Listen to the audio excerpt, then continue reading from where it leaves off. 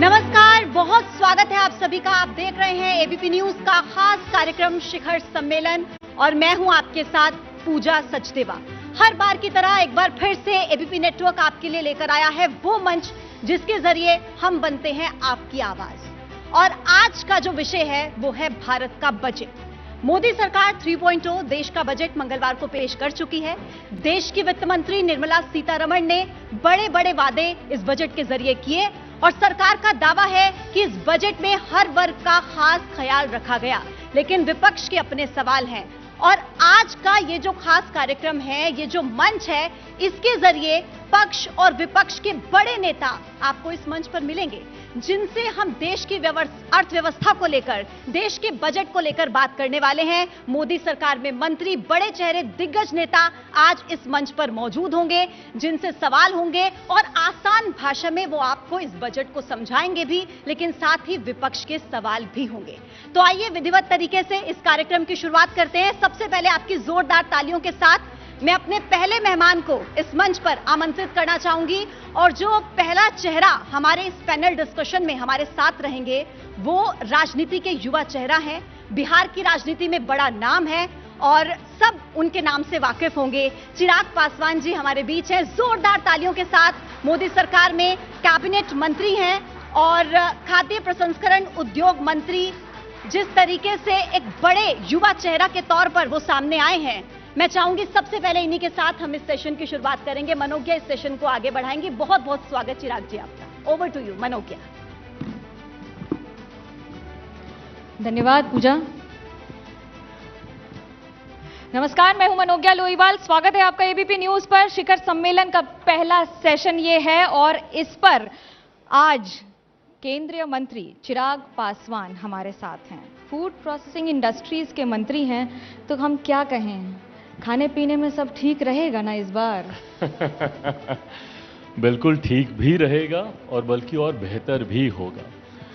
हमारे प्रधानमंत्री आदरणीय नरेंद्र मोदी जी की एनडीए सरकार की सोच ही यही है कि कैसे लोगों के जीवन को बेहतर किया जा सके, कैसे हर व्यक्ति के जीवन में बेहतर सुविधाएं दी जा सकें। बीते साल से आने वाला साल एक बेहतर साल उन सब के लिए साबित हो, इसी सोच के साथ पिछले 10 सालों से हमारी एनडीए सरकार कार्य कर रही है। तो इस बात को लेकर एकदम निश्चिंत रहें कि सब ठीक रहेगा। विपक्ष कह रहा है कि कुर्सी बजाओ बजट है। आपकी कुर्सी ठीक ठाक है ना? देखिए, विपक्ष के पास कहने के लिए अब और कुछ बचा नहीं है। हकीकत है ये एक ऐसा बजट है जिसने पिछले 10 सालों में मजबूत हुई अर्थव्यवस्था का लाभ समाज के हर एक वर्ग को देने का प्रयास किया। और मुझे खुशी है जो विपक्ष जात पात धर्म मजहब की राजनीति को बढ़ावा देने की बात करता है, ऐसे में जमात की बात यहाँ पे की गई है, यहाँ पे गरीबों की बात की गई है। गरीब एक ऐसा वर्ग है जिसमें हर जाति हर धर्म के लोग आते हैं। यहाँ पर महिलाओं की बात की गई है, यहाँ पर युवाओं की बात की गई है, यहाँ पे मध्य वर्ग की इसमें बात की गई है, किसानों की इसमें बात की गई है। तो मैं मानता हूँ कि हर वर्ग का ध्यान रखने वाला ये बजट है। और क्योंकि इस बजट में कोई ऐसा लूप होल नहीं है जिसको विपक्ष पकड़कर बोल सके कि आपने ये नहीं किया या आपने वो नहीं किया, इसीलिए कुर्सी बजाओ और बचाओ और इस तरीके की बातें विपक्ष कर रहा है। कांग्रेस तो कह रही है कॉपी पेस्ट कर दिया है उनके मैनिफेस्टो को। अपना आइडिया ही नहीं था सरकार के पास, तो कॉपी पेस्ट बजट का आरोप लग गया। उसके बाद जब अगर कॉपी पेस्ट अगर आप कह रहे हैं तो फिर कुर्सी बचाओ क्यों कह रहे हैं? अगर विपक्ष के सुझावों का भी ध्यान हमारी सरकार रखती है तो लोकतंत्र की इससे बेहतर खूबसूरत तस्वीर हो नहीं सकती ना। अगर आपके सुझावों को भी इंकॉर्पोरेट करती है, एनडीए सरकार ने कंसीडर किया है। अगर विपक्ष ऐसा कहता भी है, देखिए विपक्ष क्या है ना, कंफ्यूज है एकदम।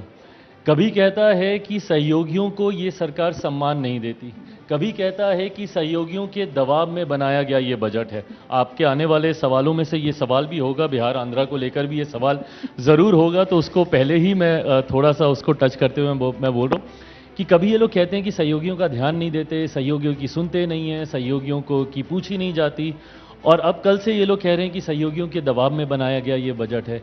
मैं पुनः इस बात को दोहराता हूं, विपक्ष के पास इस बार कोई मुद्दा, कोई लूपहोल बचा ही नहीं है इस बजट को लेकर। तो चिराग जी, बिहार को तो इतना कुछ मिला पर स्पेशल स्टेटस नहीं मिला, कमी रह गई क्या? सब्जी में नमक कम है? नहीं देखिए स्पेशल कैटेगरी स्टेटस की मांग बिहार हमारा प्रदेश लंबे समय से करता रहा है और इसमें मैं भी अपनी आवाज़ को इसमें जोड़ना चाहूँगा। हम लोगों ने भी हमेशा इस बात की मांग की है कि बिहार को स्पेशल कैटेगरी स्टेटस मिलना चाहिए, विशेष राज्य का दर्जा मिलना चाहिए। पर जिन प्रावधानों की वजह से बिहार को विशेष राज्य का दर्जा नहीं दिया जा रहा है, उन प्रावधानों को बनाने वाले भी ये विपक्ष के ही लोग हैं। मैं आरोप प्रत्यारोप की राजनीति में नहीं जा रहा, पर तथ्यों को सामने आना जरूरी है। मनमोहन सिंह जी की सरकार में ही ये बदलाव किए गए थे, जिसकी वजह से किसी भी राज्य को विशेष राज्य के दर्जा नहीं दिया जा सकता है। ऐसे में हम लोगों का ये आग्रह प्रधानमंत्री जी से जरूर था। हम लोगों की मांग, सहयोगी दलों की तमाम, हम सब बिहार से आने वाली पार्टी, सबकी हम लोग की मांग थी कि अगर विशेष राज्य के दर्जे को नहीं दिया जा सकता तो स्पेशल पैकेजेस कम से कम बिहार जैसे राज्यों के लिए जरूर मिलने चाहिए, जो अभी भी काफ़ी पिछड़े राज्य हैं। और मुझे खुशी है कि कल के उस बजट में बिहार को अलग अलग श्रेणी में काफ़ी ऐसा आर्थिक लाभ मिला है। तो जो समर्थन किया उसकी तो वसूली टाइप हो गई, कुछ कह दें ये बात। मिल गया हमारे राज्य को जो हमने मांगा था, समर्थन देने का मूल्य चुका रहे हैं जो क्या? हक अधिकार हमारे राज्य का है, मुझे लगता है वो मिला है। ये बात किसी से छुपी नहीं है कि बनिस्बत बाकी राज्यों के अभी भी हमारा प्रदेश काफ़ी पिछले पायदान पर है। विकास के अलग अलग मापदंड पे अभी भी हम लोग देखें तो बिहार काफ़ी पिछली पंक्ति में आता है। तो ऐसे में उस हैंड होल्डिंग की ज़रूरत है हमारे राज्य को, और मुझे लगता है उसी को ही इस बजट में पूरा किया गया।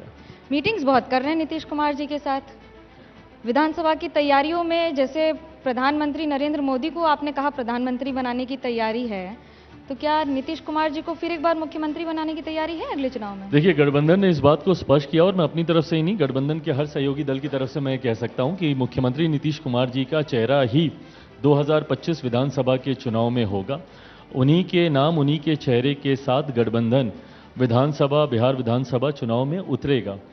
और जब उनके चेहरे को गठबंधन ने ही सहज सबने स्वीकार किया है, तो यकीनन लक्ष्य भी हम लोग का वही होगा। जैसे 2024 में प्रधानमंत्री जी को देश का तीसरी बार प्रधानमंत्री बनाने का लक्ष्य था, उसी तरीके से विधानसभा में हमारे मुख्यमंत्री जी को पुनः बिहार का मुख्यमंत्री बनाने के लक्ष्य के साथ एनडीए गठबंधन चुनाव में उतरेगा। कौन सा फॉर्मूला है कि एंटी इनकम्बेंसी फेल हो जाता है, या फिर राइट लेफ्ट सेंटर किसी भी डायरेक्शन में है ना नीतीश कुमार जी अगले चुनाव तक आपके साथ? बिल्कुल हैं, और पूरी मजबूती से हैं। देखिए, एंटी इनकम्बेंसी मैं मानता हूं, अगर आप जनता तक अपनी बातों को पहुंचा सकते हैं, अपनी ईमानदार सोच को अगर आप पहुंचा सकते हैं, गलत नैरेटिव बार बार नहीं चलता, कांच की हांडी बार बार नहीं चढ़ाई जाती है। विपक्ष ने 2015 बिहार विधानसभा के चुनाव में संविधान, आरक्षण, ये तमाम कार्ड खेलकर देख लिए थे, और उसका लाभ उनको 2015 में जरूर हुआ था। बट वही फॉल्स नैरेटिव पुनः इस बार 2020 के चुनाव में उन लोगों ने चलाने का प्रयास किया, जिसको बिहार ने कम से कम, मैं मानता हूं कुछ राज्यों में हम लोग को इसका नुकसान हुआ है, कुछ राज्यों में ये फॉल्स नैरेटिव विपक्ष सेट करने में कामयाब रहा, बट बिहार जैसे राज्य में ये नैरेटिव नहीं चला। तो जब एंटी इनकम्बेंसी की बात आती है, जब विपक्ष झूठ बोलकर, आपको डरा कर आपका मत हासिल करने का प्रयास करता है, तो ऐसे में एक ईमानदार सोच वाली सरकार या ईमानदार सोच वाला गठबंधन जब अपनी बातों को सामने रखता है, तो जनता उस पर विश्वास करती है। सरकार आपकी है और आप कह रहे हैं डराता विपक्ष है। बिल्कुल, ये नैरेटिव सेट करना कि आरक्षण छीन लिया जाएगा, संविधान, आप मुझे बताइए दुनिया की कौन सी ताकत है, देश तो भूल जाइए, दुनिया की कोई ताकत नहीं है जो आरक्षण को समाप्त कर सके। आरक्षण कोई खैरात नहीं है, ये एक संवैधानिक अधिकार है, ये संवैधानिक हक है जो समाज के उस वर्ग को दिया गया है जो कहीं ना कहीं छुआछूत का शिकार रहा, जो कहीं ना कहीं पिछड़ेपन का शिकार रहा। उन लोगों को मुख्य धारा के साथ जोड़ने की सोच के साथ ये दिया गया है। ऐसे में कहना कि आरक्षण समाप्त हो जाएगा, ये झूठ ही फैलाना है, लोगों को डराना ही है। संविधान समाप्त हो जाएगा, बताइए जो प्रधानमंत्री 3 बार गुजरात के मुख्यमंत्री बने हो, जिस संविधान के आधार पर, जिस संविधान की वजह से वो तीसरी बार आज देश के प्रधानमंत्री बने हो, क्यों वो संविधान को हटाना चाहेंगे? तो जब विपक्ष ऐसी बातें करता है तो झूठ फैलाता है, लोगों को डराने का काम करता है। जो रोजगार के लिए युवा सड़कों पर हैं, वो ये मान रहे हैं कि आपकी सरकार विफलता के एक के बाद एक कीर्तिमान स्थापित करती चली जा रही है। वो चाहे नीट की परीक्षा हो, जिसके लिए छात्रों को आंदोलन करना पड़ता है, या सड़क या पढ़ाई छोड़कर सड़क पर जाना पड़ता है और कोर्ट तक जाना पड़ता है। नीट का एक ऐसा विषय है जिसमें हर एक स्टेक होल्डर की राय मशवरा को समझना जानना जरूरी है। दिक्कत यह है ना कि विपक्ष सिर्फ उन्हीं बातों को समझता है जो संभवतः मीडिया में प्रमुखता से आ जाती हैं, पर एक बहुत बड़ा वर्ग ऐसा भी है जो संभवतः उस सोच के साथ सहमत नहीं है। सरकार की जिम्मेदारी है कि हर स्टेक होल्डर से बात करे। मैं इस बात को मेरे प्रधानमंत्री जी की तरफ से भी प्रमुखता से कह सकता हूं कि सरकार की प्राथमिकता और सबसे बड़ी चिंताओं में नीट का ये मसला रहा है। नीट का विवाद शुरू हुआ पेपर लीक आप ही के राज्य बिहार से हुआ है। बिल्कुल मैं मान रहा हूं इस बात को, और ये भी दुर्भाग्यपूर्ण है। नीट का पूरा विवाद 1500 कुछ छात्रों के साथ शुरू हुआ, जहां पे इस बात को लेकर चिंता हुई कि संभवतः किसी को ग्रेस मार्क्स ज्यादा दे दिए गए हैं, उससे उसको ज्यादा बेहतर रैंकिंग मिल गई, इसको लेकर विवाद शुरू हुआ। उसमें से एक धड़ा जिनको इस बात का ऐतराज था वो न्यायालय गया, पर एक धड़ा वो भी न्यायालय गया जो पुनः री एग्जामिनेशन के पक्ष में नहीं है। अभी यही विवाद चल रहा था, इस दौरान एक दूसरी गंभीर जानकारी सामने आई पेपर लीक को लेकर, जो कि चिंता का विषय है और इसके ऊपर कतई किसी तरीके की कोई रियायत नहीं हो सकती है। पेपर लीक एक ऐसा मामला है और बिहार में आज ही इस वक्त जब हम लोग बात कर रहे हैं, संभवतः इसी वक्त एक एंटी पेपर लीक करके एक बिल भी पेश हो रहा है, जहां पे कड़े कानून इसको लेकर बनाए जा रहे हैं कि कम से कम भविष्य में कोई इस तरीके की पेपर लीक की घटना को अंजाम ना दे सके। पर जब ये विवाद एक के बाद एक चल रहे हैं तो ऐसे में जरूरी है कि सरकार हर उस स्टेक होल्डर से बात करे। इन द मीन टाइम मामला न्यायालय में भी विचाराधीन है। मैं मानता हूं सरकार सही समय पर सही फैसला जरूर लेगी जो कि हर स्टेक होल्डर के हक में होगा। जब मैं स्टेक होल्डर्स की बात कर रहा हूं, मैं उन बच्चों की भी बात कर रहा हूं जो कि बड़ी संख्या में है, जो पुनः एग्जाम के पक्ष में नहीं है। वो नहीं चाहते कि दोबारा उन्होंने मेहनत करके एग्जाम किया, उनको संतुष्टि भी है अपने रिजल्ट से। तो हर एक से सरकार बात कर रही है। न्यायालय का भी जो वर्डिक्ट आएगा उसको भी हम लोग मद्देनजर रखेंगे और सही समय पर सही फैसला होगा।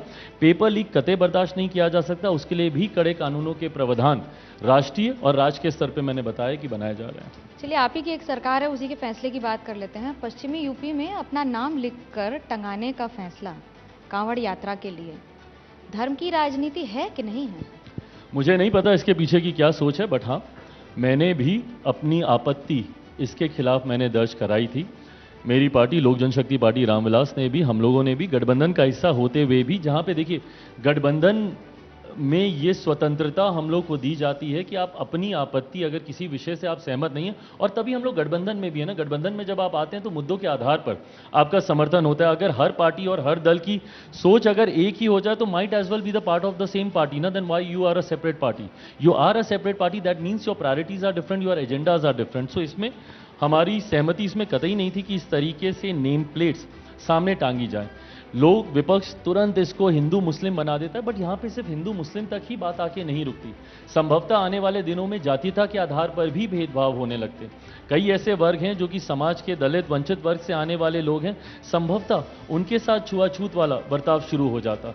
तो ऐसे में समावेशी विकास की तरफ ये सोच कतई नहीं थी और इसीलिए हम लोगों ने भी इसका विरोध किया। माननीय न्यायालय ने भी अभी इसके ऊपर रोक लगाई है।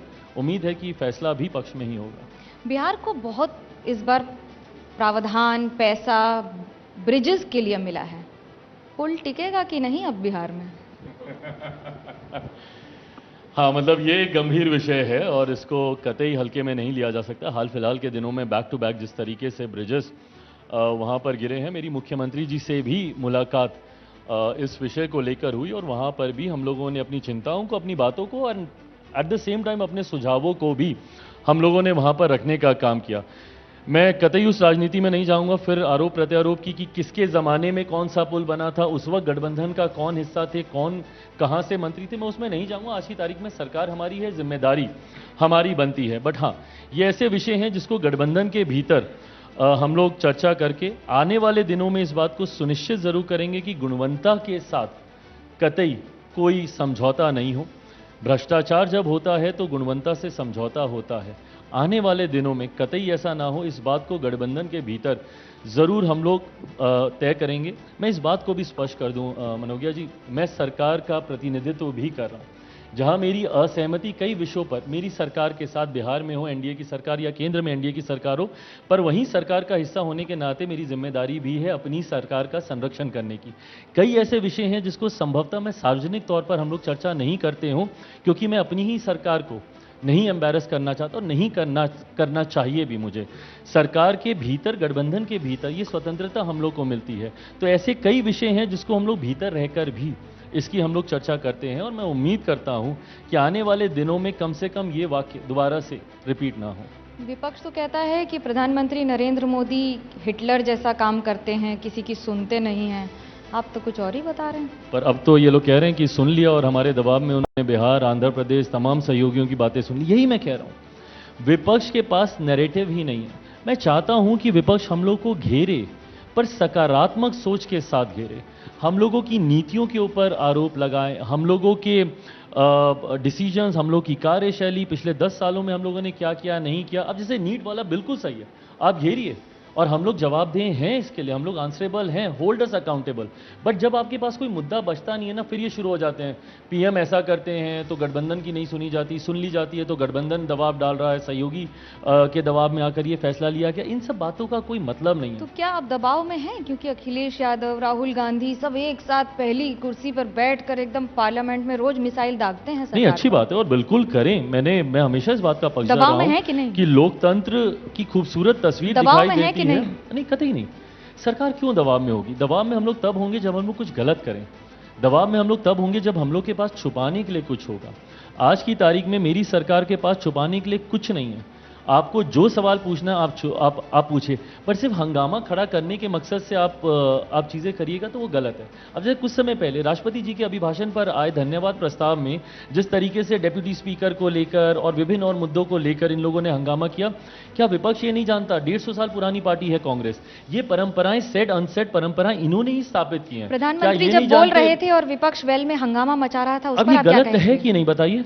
एलओपी भी तो बोले, पूरे समय हमारे प्रधानमंत्री वहां पर बैठकर उन्होंने एलओपी की बातों को उन्होंने सुनने का काम किया। बीच में अगर कहीं पे हंगामा होता था, हेडफोन उनके कानों पे लगे हुए थे। आप मुझे एलओपी दिखा दीजिए, उन्होंने कब हमारे प्रधानमंत्री जी की बातों को सुनने का काम किया?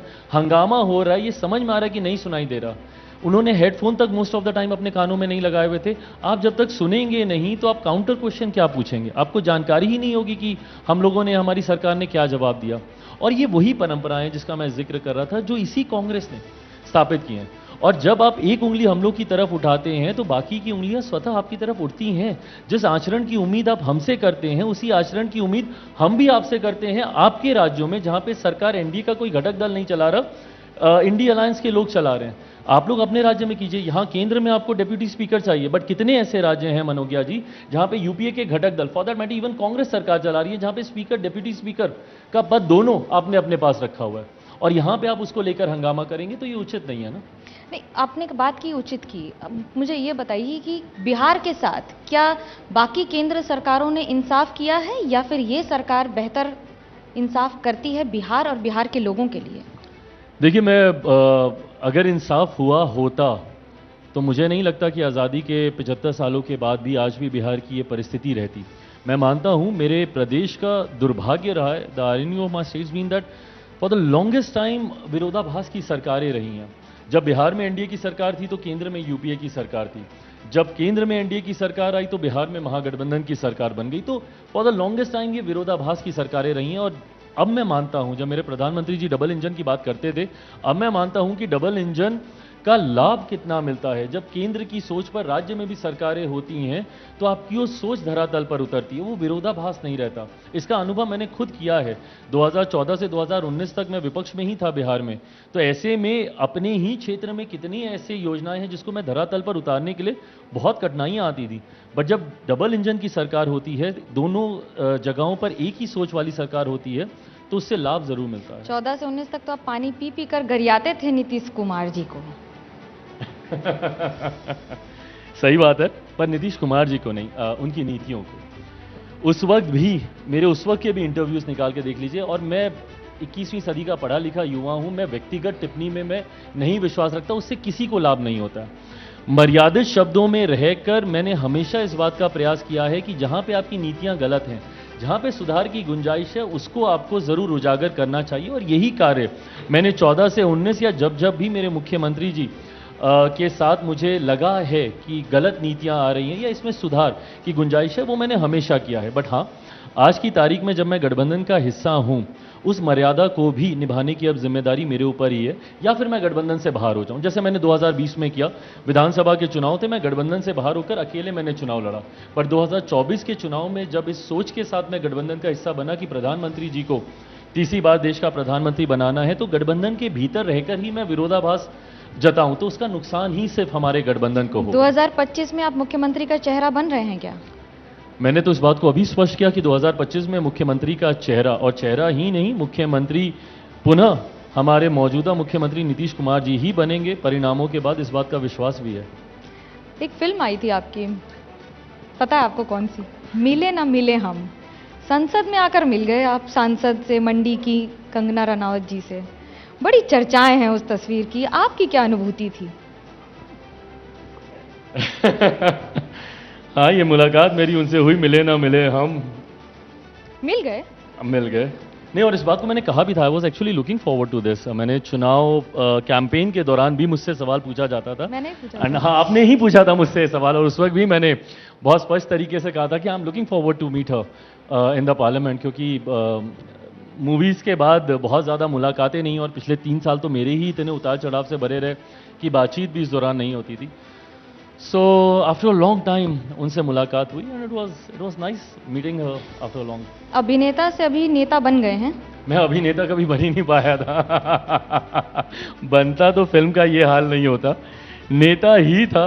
अब वही है, फिर नेपोकेट वाली बात आ जाती है, बट खून मेरी नगों में एक नेता का ही था। बचपन से वही चीज़ें देखी, वही सहजता से सीखी, वही सहजता से मुझे आई, तो उसी क्षेत्र में चीज़ों को आगे लेकर भी जा पाया। चुनाव में जीत के बाद चाचा से बात हुई?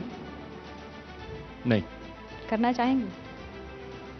अब इन सब बातों के बहुत ज़्यादा मायने बचे नहीं हैं, क्योंकि मैं अब बहुत आगे निकल गया हूँ, वो मुझसे बहुत दूर जा चुके हैं, तो मुझे लगता नहीं कि अब बहुत ज़्यादा मायने इन सब बातों के बचे हैं। जब आप वर्तमान स्थिति में रोजगार की स्थितियों को देखते हैं, युवाओं को देखते हैं, रील्स के कारण बहुत लोगों की बनाते समय मौत हो जा रही है आकस्मिक, और इस तरह की घटनाएं हो रही हैं। आप इंस्टाग्राम पे बहुत पॉपुलर हैं, क्या कहेंगे उन लोगों नहीं, को? मैं और बल्कि मैं आपका धन्यवाद भी करूंगा एबीपी न्यूज़ का। मैंने वो स्टोरी देखी जिसमें आप लोगों ने अलग अलग जगहों पे हुई घटनाओं को आप लोगों ने दर्शाया, जब रील बनाने के क्रम में ऐसे हादसे हुए हैं, और मुझे लगता है ये बहुत दुर्भाग्यपूर्ण है। आज की तारीख में कंपटीशन होना चाहिए, बट सकारात्मक प्रतिस्पर्धा होनी चाहिए। प्रतिस्पर्धा की जिद या उसमें आगे बढ़ने की का लालच इतना ज़्यादा नहीं, हद को नहीं पार करना चाहिए कि उसके लिए आप अपनी जान के साथ भी आप इस तरीके का जोखिम आप उठाने लगे। ये कतई उचित नहीं है। युवा पीढ़ी के से खास तौर पर मैं आग्रह करूंगा, बनाइए रील्स, बनाइए क्रिएटिव रील्स बनाइए, बट अपनी जान को दांव पर लगा कर नहीं। ऊंची पहाड़ियों पे चढ़कर, झरनों में बहकर, इस तरीके से कतई उचित नहीं है। रेलवे ट्रैक्स पर ट्रेन आ रही है और आप ट्रैक के सामने खड़े होकर आप रील बना रहे हैं, ये कतई उचित नहीं है। क्रिएटिव होने के और भी बहुत तरीके हो सकते हैं, और उससे स्वाभाविक है आपकी सोशल मीडिया पे आपकी पॉपुलैरिटी बढ़ेगी, बट अपनी जान को जोखिम में डाल के कतई नहीं। आप केंद्रीय मंत्री हैं, और एक एलिजिबल बैचलर के तौर पर भी आपको देखा जाता है। कुछ लोगों ने हमसे कहा है आपसे पूछने के लिए, भैया से पूछिएगा शहनाई कब बजेगी? भैया से पूछिए। अभी इस वक्त क्या कोई जवाब दे इन सारे सवालों का। आज बजट पे हम लोग चर्चा कर रहे हैं, कई ऐसे युवा हैं जो कि बैचलर हैं, जिनके भविष्य की चिंता इस सरकार ने की। बेरोजगारी का मुद्दा जब विपक्ष उठाता है तो मुझे खुशी है कि हमारी सरकार ने रोजगार के लिए कई स्कीमें उन्होंने लॉन्च की, और एक बड़ी संख्या में युवाओं को रोजगार देने की देखिए, सोच। मैं बात कर रही हूँ लेकर शादी की, आए। आप ले गए रोजगार पर, क्योंकि ये मेरी आप नेता बन चुके हैं। ये मेरे पूरा ऑडियंस भी मानेगा कि आप अभी नेता बन चुके हैं। मेरी पूरी तरह प्राथमिकता से। ही है अब आज की तारीख में, इसके अलावा और कुछ जहन में आता ही नहीं है, चलता ही नहीं है। माँ के आप बहुत क्लोज हैं, क्या कहना चाहेंगे अब माँ के किरदार पर आपकी जिंदगी में? ये निजी सवाल आपसे। उनके मैं बहुत क्लोज हूँ। आज मतलब मेरे लिए जो कुछ है, या मैं जो कुछ भी हूँ, उन्हीं की वजह से हूँ। मेरा तो वजूद उन्हीं की वजह से है। अगर वो नहीं होती तो मैं इस दुनिया में, मेरा अस्तित्व ही नहीं होता। और मेरी सबसे बड़ी ताकत वो रही हैं। मेरे लिए हमेशा से ये सोच मेरे जहन में मुझे कोई थी एक कि- ऐसा मोमेंट बताइए जब आपको लगा कि मैं बताता वो हूँ। आप ही इमोशंस बताइए। मैं बताता हूँ आपको। मेरे लिए, मैं हमेशा इस बात को मैं मानता हूँ कि बेटा बेटी अगर परिवार को आगे लेकर ना जा पाए तो कम से कम उस परिवार के नाम को खराब करने का भी कतई हक अधिकार उसके पास नहीं है। मुझे इस बात की तकलीफ थी, मेरे पिता के निधन के बाद मेरे ऊपर कई आरोप लगाए गए और मैं कई चीज़ों को मैं मानता भी हूँ कि पार्टी को नहीं संभाल पाया, परिवार को नहीं संभाल पाया, कई तरीके के आरोप मेरे ही परिवार के लोगों ने मुझ पर लगाए। बहरहाल जबकि ये जिम्मेदारी परिवार का बड़ा होने के नाते उनकी थी, मैं तो फिर भी दूसरी पीढ़ी का हूँ, छोटा था, बट बहरहाल इस बात की सबसे ज़्यादा तकलीफ अगर परिवार में किसी एक व्यक्ति को हुई तो मेरी माँ को थी। पिता के जाने का, अपने पति को खोने का दुख तो था ही, बट उसके बाद जिस तरीके से परिवार टूटा और एक एक करके सारी चीज़ें हाथ से गईं। मुझे वो एक रात अच्छे से याद है, 13 जून की रात थी जब पार्टी में टूट हुई और इवेंचुअली परिवार में भी टूट हुई। And I have always seen my mother very strong, I have never seen her emotional, so she was crying in one corner that night and I walked up to her room. मैं उनके कमरे में गया, मैंने उनको हग किया और मैंने बस उनको इतना कहा कि मुझे नहीं पता कैसे, पर मैं आपसे वादा करता हूँ हर वो चीज़ जो आपने खोई है, एक एक करके आपको हर वो चीज़ वापस लौटा कर दूंगा। कट टू जिस दिन मैंने शपथ ली, उस रात वो मेरे कमरे में आई और उन्होंने मुझे गले लगाया और उन्होंने मुझे कहा कि जो जो चीज़ मैंने खोई थी आज तूने मुझे हर वो चीज़ वापस लौटा दी है। तो वो मेरे लिए एक बहुत बड़ा क्षण था, क्योंकि मैं जानता हूँ कि पापा के साथ उन्होंने हाईएस्ट ऑफ द हाई देखे थे, बट मेरे साथ उन्होंने लोएस्ट ऑफ द लोज देखे। तो ऐसे में ये जिम्मेदारी मेरी थी कि मैं अपने आप को साबित करके उनको दिखाऊं। आपने पापा का नाम लिया तो पद्म भूषण रामविलास पासवान जी को मौसम वैज्ञानिक माना जाता था। पता लग जाता था उनको कहाँ सरकार किधर जा रही है, बिहार में हवा किधर जा रही है। पुनः एनडीए की तरफ जा रही है और मौसम वैज्ञानिक का बेटा हूं, उन्हीं का खून मेरी रगों में है। तो अगर उनको इस बात का अंदाज़ा लगता था तो मुझे लगता है ये गुण कहीं ना कहीं मुझ में भी आए हैं। 2014 में भी ये फैसला संसदीय बोर्ड का अध्यक्ष होने के नाते मेरे द्वारा ही लिया गया था कि हम लोग को एनडीए के साथ जाना चाहिए, प्रधानमंत्री नरेंद्र मोदी जी के साथ जाना चाहिए, जबकि उस वक्त मेरे नेता, मेरे पिता आदरणीय रामविलास पासवान जी यूपीए गठबंधन में सहज अपने आप को महसूस कर रहे थे। तो उस वक्त भी मैंने उन गुणों की एक झलक दिखाई थी और पुनः आज भी मैं इस बात को कहता हूं कि 2025 परिणामों के बाद बिहार में एनडीए की ही सरकार बनी। बिहार में प्रशांत किशोर से लेकर तेजस्वी यादव से लेकर बहुत जमीनी स्तर पर काम कर रहे हैं। लगता है इस बार चुनाव में टक्कर अच्छी होगी? देखिए, टक्कर का तो मुझे नहीं पता, मैं परिणामों की बात कर रहा हूं, बट हाँ, टक्कर अच्छी हो मज़ा ज़्यादा आता है।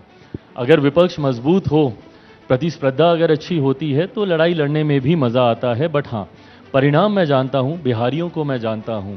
विपक्ष ने भले लाख झूठ बोला, सब बोला, पर मैंने हमेशा डंके की चोट पे कहा, मेरे सारे इंटरव्यूज़ निकाल के देख लें, कि बिहार में हम लोग अच्छा प्रदर्शन करेंगे और हम लोगों ने अच्छा प्रदर्शन किया। कुछ सीटें जो हम लोग आगे पीछे हम लोग की हुई भी हैं, उसमें भी मुझे लगता है कि अगर गठबंधन के भीतर अगर हम लोग थोड़ी बेहतर कोऑर्डिनेशन और कर लेते, कुछ जगहों पर कुछ निर्दलीय ऐसे खड़े हुए, अगर हम लोग उन सारी चीज़ों को अगर हम लोग संभाल लेते तो मुझे लगता है बहुत और बेहतरीन प्रदर्शन हम लोग का हो जाता। बट हाँ, बिहारियों को समझता हूँ, उन्हीं के बीच रहा हूँ, उन्हीं की वजह से आज यहाँ तक पहुँचा हूँ।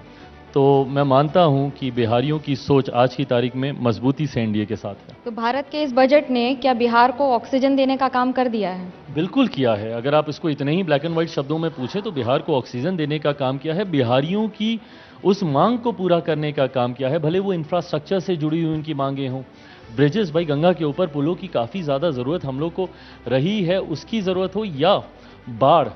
मैंने हमेशा इस बात को कहा कि मैं कोई भविष्यवक्ता नहीं हूं, बट हर कोई जानता है कि ये वो समय है जब आधा बिहार बाढ़ में डूबता है, आधा बिहार सुखाड़ से परेशान रहता है। नदियों को जोड़ने की योजना का सुझाव मैंने बिहार फर्स्ट, बिहारी फर्स्ट के माध्यम से मैंने हमेशा दिया।